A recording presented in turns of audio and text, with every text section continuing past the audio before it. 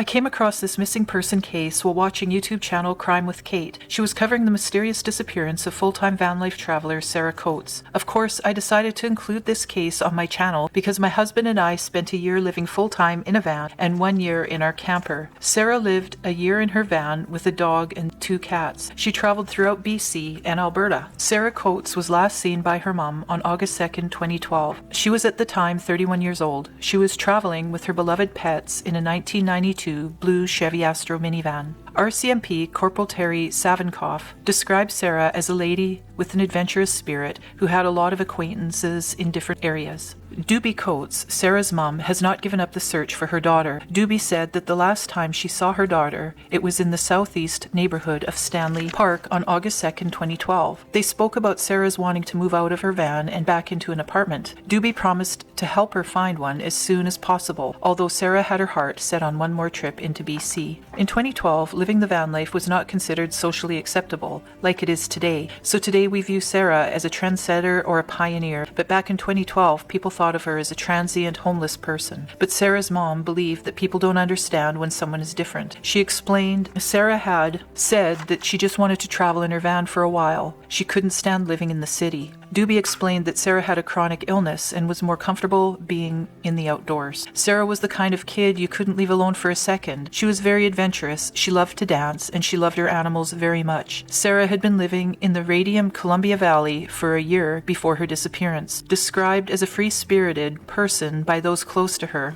they didn't worry at first. She was very independent and her mom never would imagine that anything could happen to her. The registration on her van was due in the middle of October and Doobie had started to worry that she hadn't heard from her daughter. Sara's animal licenses also began to expire, but it wasn't until December when her mom went to visit her bank to confirm her fears. I got this overwhelming feeling that something terrible had happened to her, Doobie said emotionally. The bank isn't supposed to tell you the account balance, but I was crying and hysterical and the teller told me there was no bank activity since August. She immediately called the police to report Sara missing. The day I reported her, I knew she was dead. Doobie sadly told Cochrane reporter Jenny Dulwich in a December 3rd, 2015 publication of the Cochrane Eagle. Sara would never let anything happen to those animals, and I knew if she wasn't using her bank account, that she wasn't feeding them. So something happened to my daughter. It was 6 months after Doobie reported her daughter missing when Calgary news outlets finally picked up on her story, explaining that the Calgary police were pleading for the public for information on her whereabouts. Police did not believe that her disappearance was suspicious. There was no indication of foul play. Doobie bought a car so she could distribute missing posters and met many people that knew Sara through her travels. Many rumors also circulated about her being murdered and burnt to death.